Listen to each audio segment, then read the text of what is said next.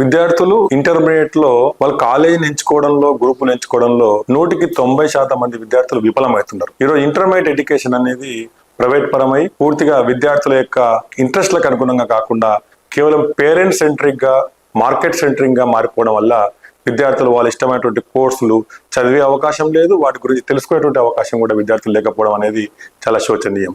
గత 4 శతాబ్దాలుగా తెలంగాణ ప్రాంతంలో ముఖ్యంగా హైదరాబాద్, రంగారెడ్డి జిల్లాలో కార్పొరేట్ కళాశాలలు ఇంటర్మీడియట్ అంటేనే ఎంపీసీ, బైపీసీ అనే 2 గ్రూపులను ఎస్టాబ్లిష్మెంట్ చేసి దానిలో లక్షలాది అడ్మిషన్స్ వాళ్ళు ఫిల్అప్ చేసుకుంటున్నారు. ఈరోజు ఇంజనీరింగ్ చేసిన వాళ్ళకి ఎవరికి కూడా 90% మంది విద్యార్థులకు రోడ్లపైన తిరిగేటువంటి పరిస్థితి ఏర్పడింది.